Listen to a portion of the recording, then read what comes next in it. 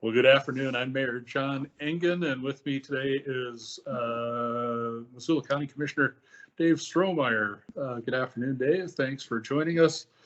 Folks, during emergencies and disasters, such as the current pandemic, a group of organizations called the COAD, which stands for Community Organizations Active in Disaster, mobilize through our Incident Command system to identify, assess, and meet community needs. In this instance, those needs are beyond what the Public Health Department is working to meet. So we're solving problems outside of that. Commissioner. Thank you, Mayor Engen. So in the case at hand, we have 6 key areas that our COAD is trying to address.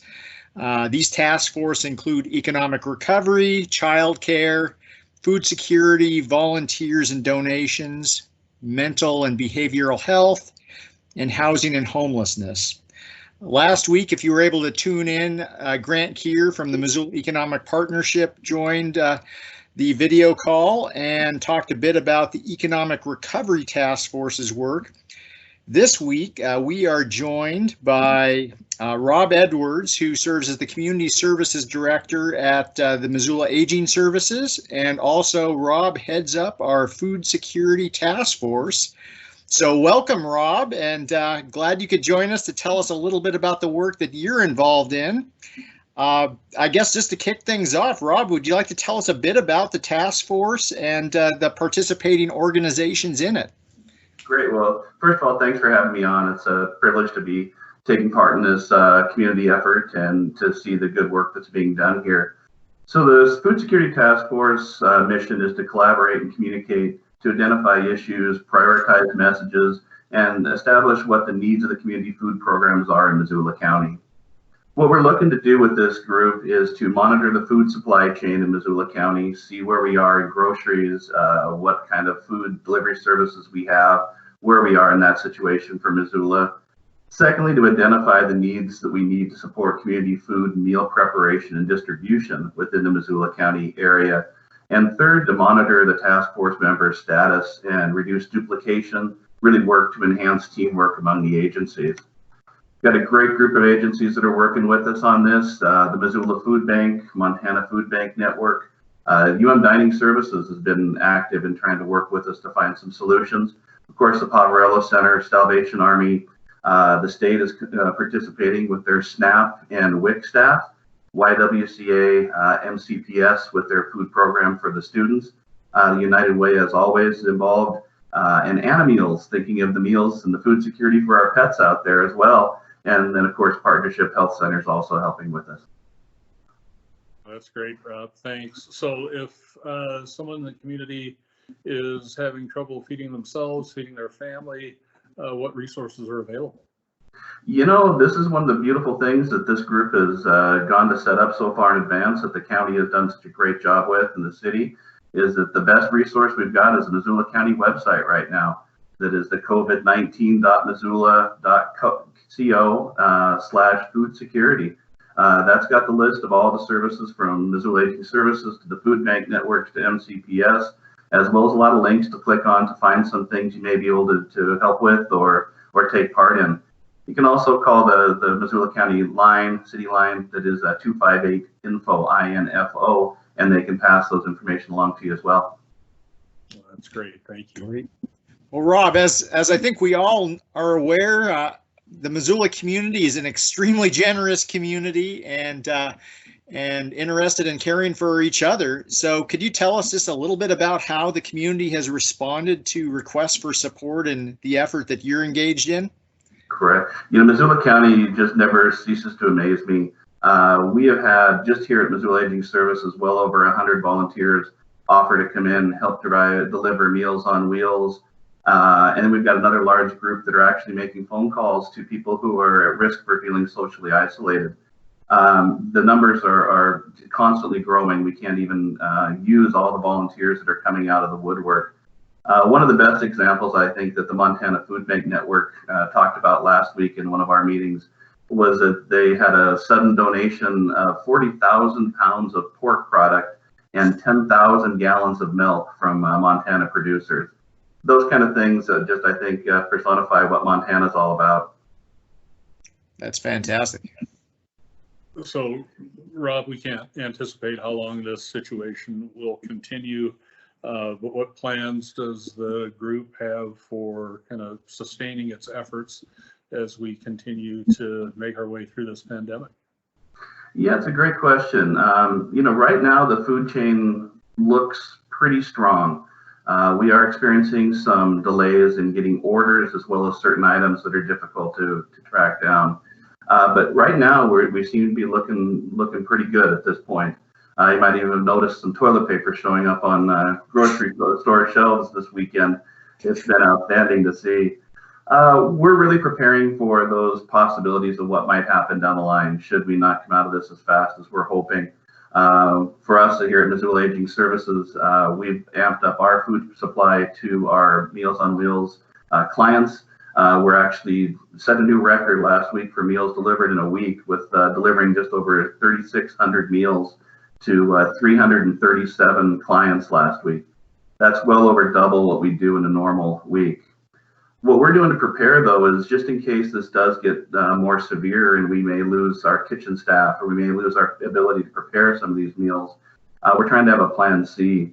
So after this meeting with you folks, I've got to go over and take receipt of 6,500 shelf-stable meals that are being delivered just as a backup plan, something that we can store and we can get out should the need arise.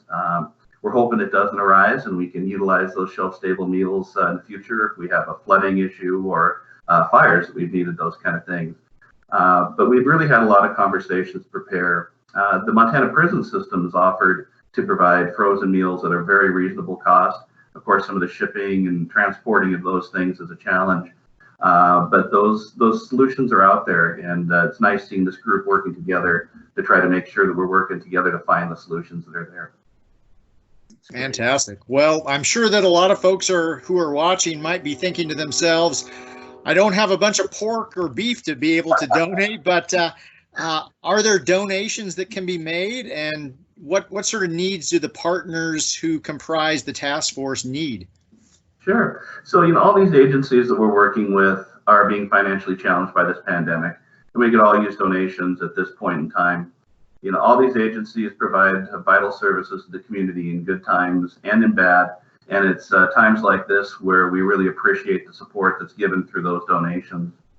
The other way that I think that, and this is a Missoula and a Montana thing that I would really encourage people to do, is try to be part of the solution at your neighborhood level. Try to look out for each other. Let's look out for those neighbors who may be a little more at risk to check in, just to keep that social isolation and the issues that are coming up from that.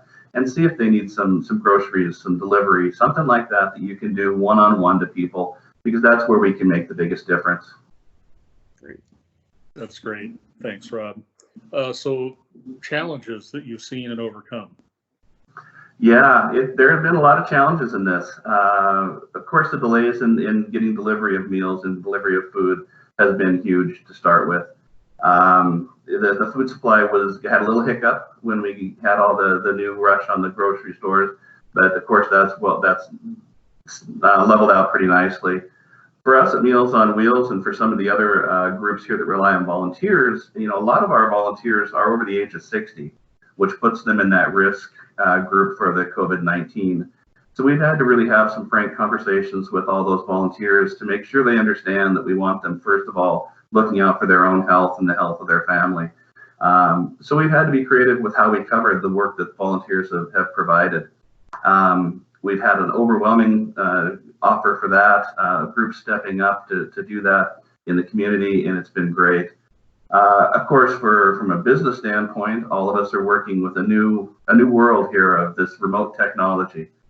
Just here at Missoula Aging Services, trying to have 56, 57 staff members operating from home has been quite the experience, and the technology needs have been a challenge. I've got 4 teenagers and my wife working from home today, which is why you might notice that I'm in my office right now. But trying to get that technology there has been a challenge. But the biggest thing I can tell you that is a positive in that area, the challenge, is the fact that Missoula County is so far ahead of the curve on dealing with emergencies. The emergency management staff from Missoula County has been working on emergency planning through this COAD and through these areas for years. And Nick and his team have been so strong, and Adrian just really building the structure up so that it was easy to pull us together. We've been doing this through floods, through fires, and this one's really bringing out the challenge in us. It's calling us to do the work we planned before.